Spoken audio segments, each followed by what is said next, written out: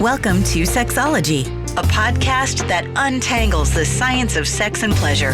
And now, with this week's episode, your host, clinical psychologist, Dr. Nazanin Moali. Hey there. Thank you so much for tuning in to episode 116 of Sexology Podcast. I'm your host, Dr. Nazanin Moali. I hope you're having a good day. Certainly, I hope your day is going better than mine. I certainly had this chaotic morning. I was super excited to have Dr. Lonnie Barbach back on our show.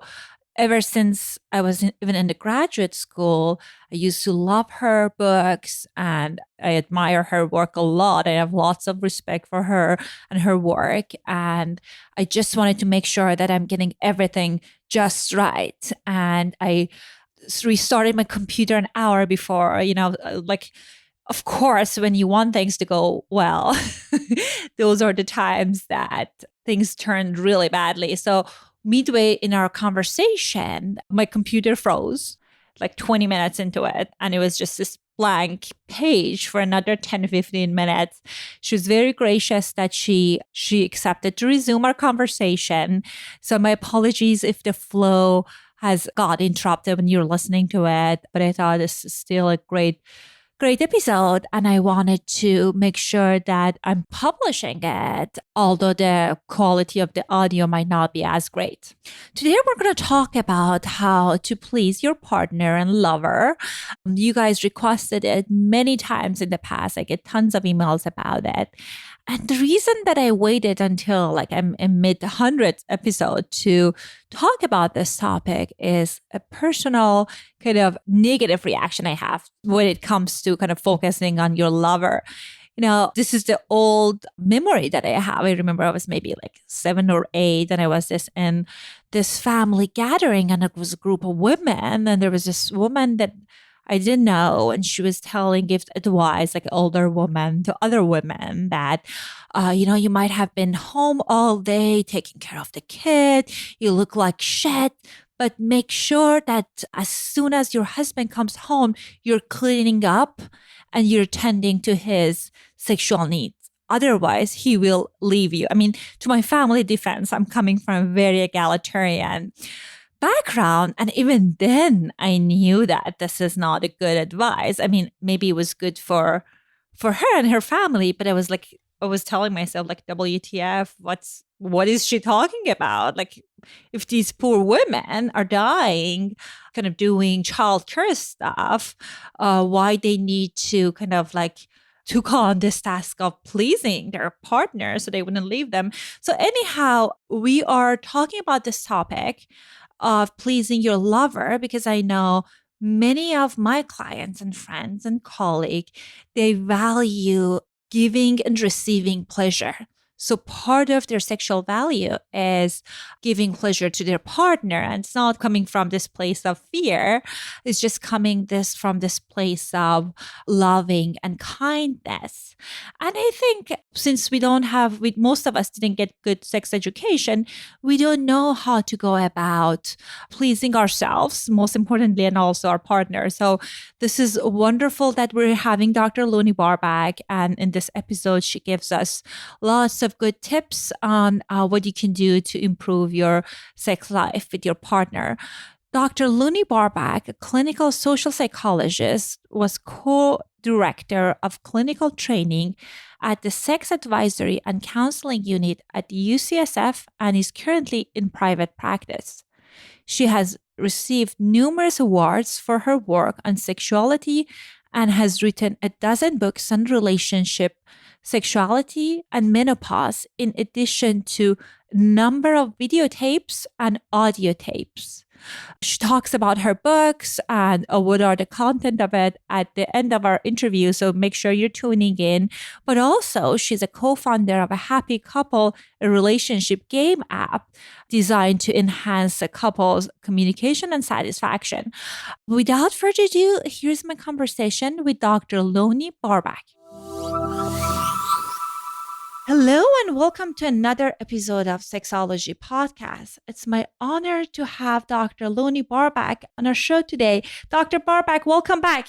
Thank you. It's good to be here. I am so excited to have you back on our show. I know the last time we talked about pleasure and women's pleasure and what women can do to improve their sexual well-being.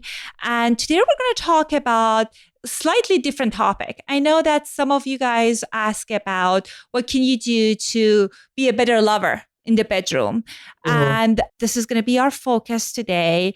Again, Dr. Barbach, we were just talking before we were starting the episode that she has multiple books and recording, and she would be a wonderful guest to talk about this topic. So Dr. Barbach, based on your experience, what are some of the barriers that might get in the way of someone meeting their partner's sexual needs? Well, there are quite a number of things. One of them is very simple. It's a lack of experience. New lovers are just getting acquainted with sex, getting acquainted with the whole process, and are often not as able to meet their partner's needs because they're still learning themselves. And there are people who grew up with certain sexual inhibitions from their family or from religion. And those kinds of things can get in the way of their sexual involvement in such a way that they're not able to meet their partner's needs. They're not able to meet their own needs. But the ones that are most common, I think, are, it's just simple embarrassment. People are embarrassed to talk about what they like. You don't think twice about finding out if your partner likes their coffee with milk and sugar or black. But it's very different when it comes to sex. People don't talk about what they like, what works for them, what sexual acts give them most pleasure, what parts of their body are most sensitive to them, what kinds of touch is most arousing for them, what their sexual fantasies are, if they like sexual fantasies, if they want to act out sexual fantasies. All of those things that may contribute to their pleasure may not be communicated, and we're not mind readers when it comes to anything, and certainly sex is no different. So without information, people are literally stumbling around in the dark and not knowing how to be a good lover for a particular person. And since everybody is different, it means that you need to really know about the person you are with now. Exactly what may have worked, for your last lover may simply just not be applicable for the person you're with now. So those are the most common. There's also, there are often a barrier could be if you have a partner who's just very self-involved. They're more involved with themselves and less involved with you, and that they may have less interest in meeting your needs. There are ways of initiating sex that can be a turnoff to people. Some people like sex to be initiated, when they're in bed, physically, not saying anything. Other people like, to be told ahead of time, hey, let's get it on. How they say it, some people joke around or pat the other person's rear end, or there are different signs that can let a person know that you're interested in sex. But some signs are a turn off for some people. And so you have to know what, or they may be too subtle for the person to pick up on. So you have to know kind of what works for each other. And one of the things that happened with my partner is I used to know that whenever he would do the dishes when it was my night to cook, and he also did the dishes, he was interested in sex. That is funny. So there's a big issue, which is not only about meeting your lover's needs, but about the whole intricacies of a sexual relationship. There is some ephemeral thing called chemistry. We just feel some kind of sexual interest or turn on, whether it be the way the person smiles or carries themselves, or the way they talk, or their mind, their body. There's different things that turn us on about somebody else. And that element of chemistry is really essential in having, a good sexual relationship. Without it, there's no way that a person's sexual needs can be met because they're simply not aroused at the level that they need to be. And, you can find people who are best of friends, and they totally trust each other. They're really soulmates, but there's something missing, and there always was. It didn't just happen. It's just not been there. And maybe they get married and they think They can be a great husband or a great wife or a great mother or a great father, but they can't seem to get their sexual relationship to really be fulfilling. And that's one area that I haven't been able to do much about. If the chemistry was never there, it's very hard to create it most of the time. Right. I agree with you. I think restoring it, I've seen it being done in long-term relationships. Sometimes couples lose interest because they're not putting an effort to keep the passion going, right? Sometimes couples coming in, and at times it was arranged marriage, or they got married for other reasons. And they say, we had these wonderful sexual experiences with other people. Can you help us recreate it with our partner? And you're right. If the chemistry is missing, if the person in front of us is not matching our kind of erotic template, it's hard to bring the magic in that relationship. Yeah. But also, I love that you emphasize the kind of mind reading part, because I see many of my clients at least get stuck in that.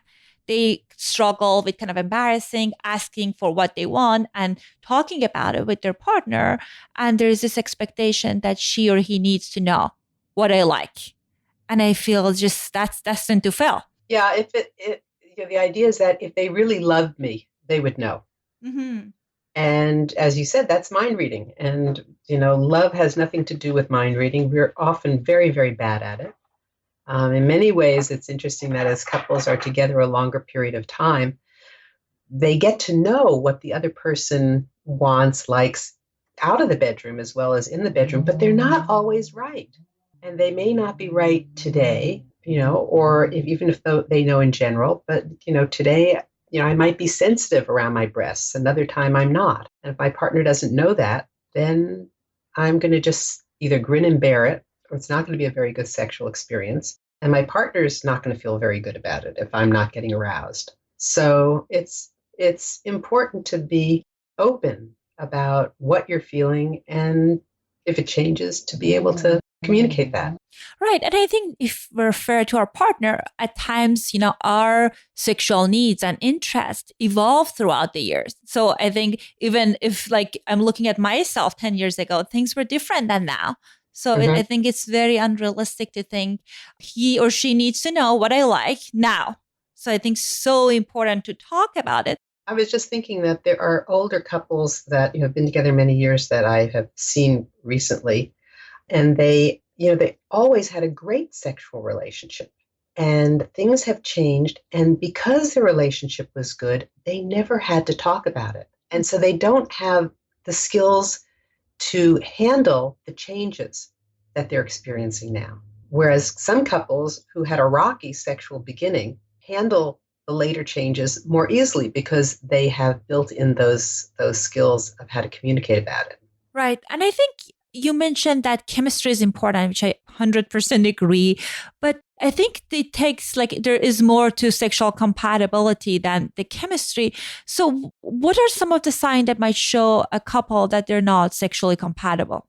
Okay, well, chemistry obviously is a big one. Another one is that, we're as different sexually as we are kind of in the clothes that we wear, or the way we style our hair, or our political leanings.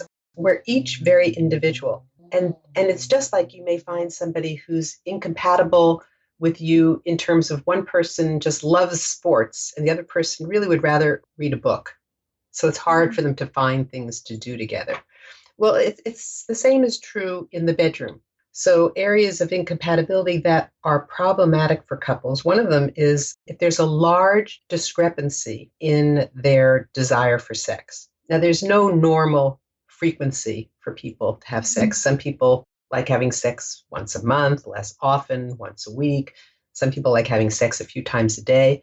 But you have a problem if you have two people together where one person wants sex once every week, let's say, the other person wants sex a couple of times a day. And that's a very large discrepancy in their interests. So it's difficult for them to meet both of their needs. So that's really a problem. And different hormonal balances or physical stamina, health, stress, the importance of sex can all affect how often people want sex. And also, sexual styles are very different. I had one couple I worked with where his idea of good sex was like a puppy dog romping around and playing and laughing. And her idea of sex was like a medieval drama. And their styles were so different that when they couldn't, one was not getting aroused when the other one was. And there was nowhere for them to meet in the middle. So, someone likes intense, fast sex, somebody else likes slow, really languid sex. I mean, not that there's not a variety in lovemaking, but as a course of what is most arousing. Some people like role playing and acting out fantasies and dressing up or talking during sex, and some people don't like to talk during sex, or some people like dirty words and some people don't. It depends upon, again, it's a fit, so that the two people find that they have their sexual interest in common, just as you would look for other kinds of interests in common. And sometimes there's an awkwardness. Some couples feel a sexual chemistry, but they're awkward with each other sexually. And there's just a way in which they don't click, or they don't fit, or it just doesn't feel right. And those couples are also couples that may be sexually incompatible. They just, what one person is doing and liking is just not working for what the other person would like. Absolutely. And I think part of it is how openness to new experiences can play a role into it as well, because I've seen couples that they have drastically different sexual interests, but the partner is open to try out the other partner's kinks and interests. And it's not necessarily a deal breaker for them. But again, obviously, depending on what is each person's interest, I think like willingness to try new things also can play a role in compatibility. Yes, I was thinking more of someone who only gets aroused if they're acting out a fantasy. Mm-hmm. And that can then be a problem for the partner who was happy to do that now and again, but it's not their major way of enjoying sex. So there's a way of, even for discrepancies in desire, there are ways in which one partner can say, listen, let me give this as a gift to you. Mm-hmm. Tonight it's not for me, but it's for you, and I'm happy to do that. And for the partner, that could be okay. But if that happens a very high frequency of times, it doesn't really work well for either person. Right.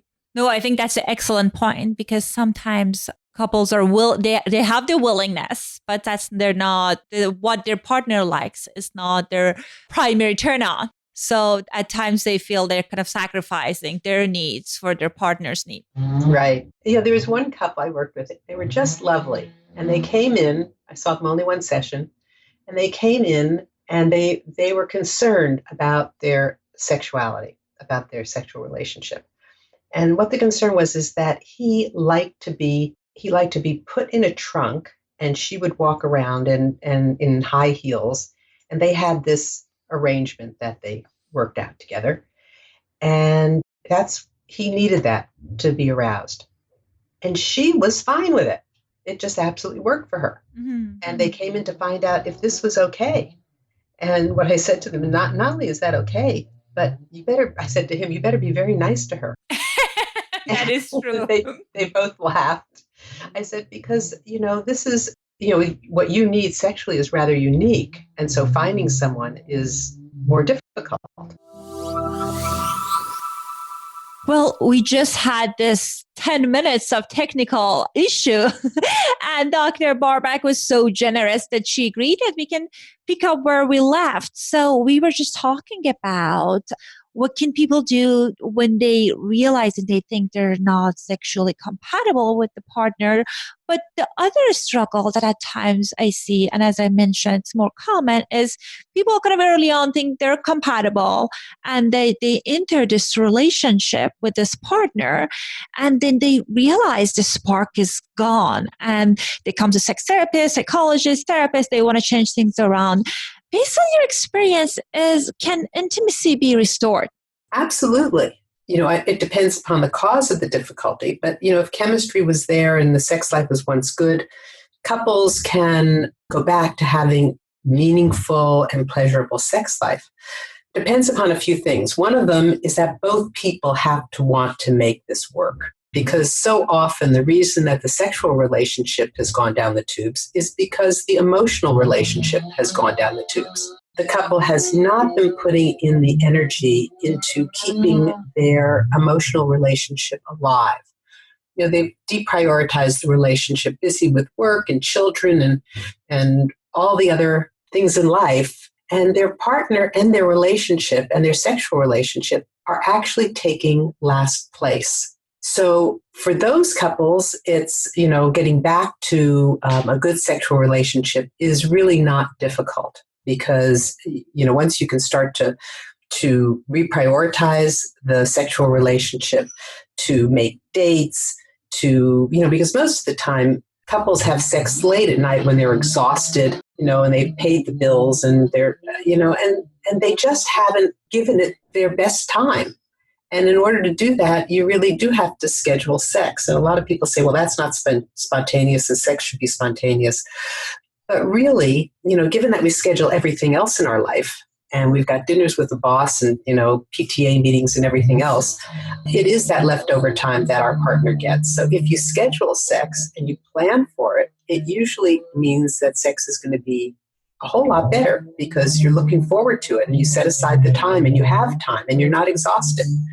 So, and also bringing in touching outside the bedroom is important because as a couple's sex life deteriorates, they stop physically touching each other, complimenting each other, talking, having good conversation, intimate conversation about your feelings and what's going on for you in your life is a real aphrodisiac, really, for women and for a lot of men as well.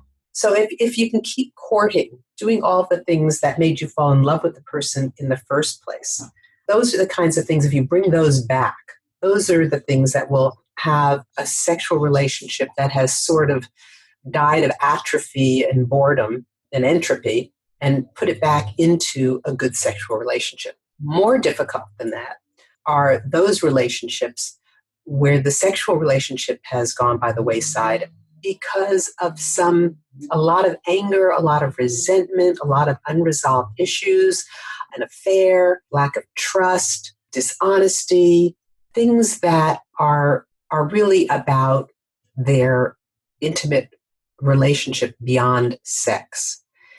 And for those couples, they, as I said before, they really need to have to want to make this relationship work. Sometimes there's been so much anger and so much resentment and so much hurt, and the two people are so vulnerable, they really can't let go of things and build back a relationship that's going to work for them.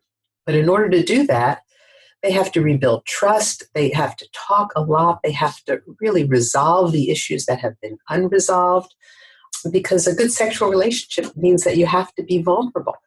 And if you've been hurt, you're protecting yourself. And if you're guarding yourself either against being physically hurt or emotionally hurt, it's going to be very difficult to open up and be sexual in the bedroom.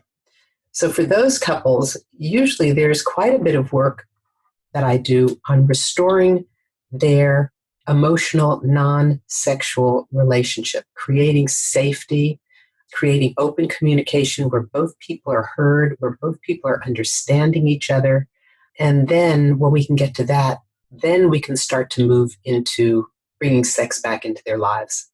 Absolutely. And I love that you're emphasizing on both partner wanting to change that. And I want to encourage our listeners that if you're noticing that you guys are drifting apart, the time is now to address it. Because similar to what you're saying, sometimes people are coming in that this 6-7 years of compounded anger, frustration, feeling of betrayal, and they're coming in because they want to have better sex. And similar to what you're sharing with us, that at times it requires them to work and look at those wounds before they can move on to having restoring the wonderful intimacy and sex that they used to have. Right. So I know that you've been very present in this field, and I watched, I think, on one of the SARS class that I had, that they showed a video of you. I think it was for 25 years ago. I know you have lots of different contents, books, and I want to make sure that our listeners, they know where to get a hold of your content, material you have. So what would be some of the good ways to get in touch with you? Well, people can always email me, and I have a website, lonniebarbach.com. So there's information on that. There's information on my books there. If couples are interested in making a better relationship and dealing with the non-sexual parts of their relationship, there's a book that my partner, David Geisinger, who's also a psychologist, and I wrote called Going the Distance, Finding and Keeping Lifelong Love. And that's a good book for that. There's a book for if you want to spice up your relationship. There's a book called The Erotic Edge, which are short erotic stories written. I love that one. Yes. Yeah, it tells it really shows the difference between what is erotic to men and what is erotic to women, because there are real differences. Not on every man and every woman, but there are generalizations, and so it's kind of interesting to be able to see that and understand your partner better if you're in a heterosexual relationship. What else? If you're concerned about orgasm, there's For Each Other and For Yourself. I think those are 50 Ways to Please Your Lover. I haven't read that one. That sounds interesting. That's good for, I think its paperback title is called Turn-Ons. Originally it was 50 Ways to Please Your Lover. It's called Turn-Ons, and it's filled with things that you can do to add some excitement and pleasure to your relationship. The other thing is I co-founded an app called Happy Couple, and we put this together. It's a game app, actually. It's like the Newlywed Game, where you get 5 questions a day and you guess your partner's answers. You don't play it when you're together, but you get to talk about the answers when you're together. And of course, the game tells you if you've got a match or a mismatch. And the whole idea of it is to enable a couple to really start conversations that might be awkward. So they get to talk about a lot of things that they may not have thought to ask about, or they may not know about their partner and didn't even know that. And it keeps the emotional relationship really active. And I've had couples who've been together for 20 years and have played and said that it opened up conversations they never had before.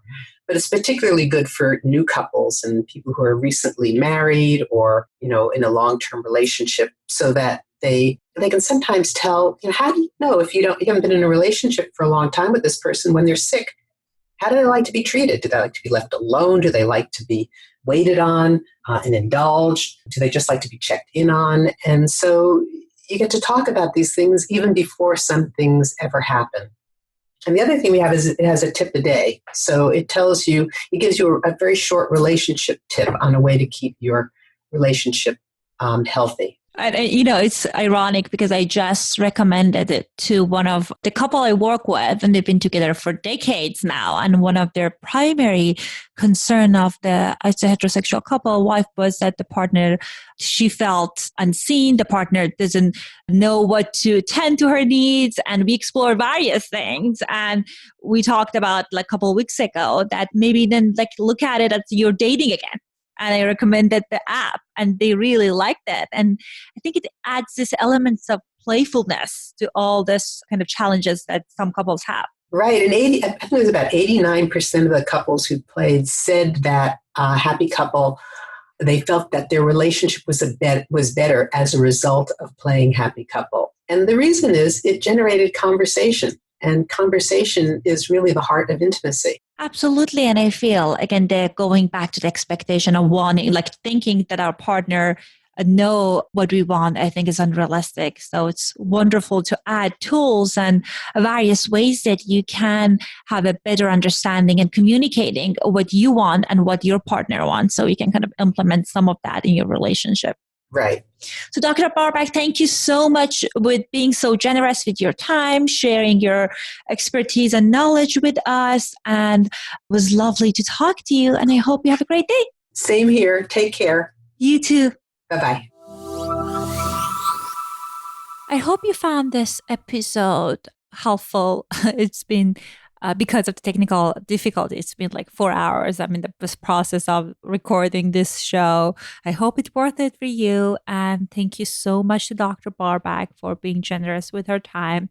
And I think if you are on the route that you want to kind of explore how you can pleasure your partner and be a better sport in bed, I encourage you with starting with talking with your partner about things she or he likes.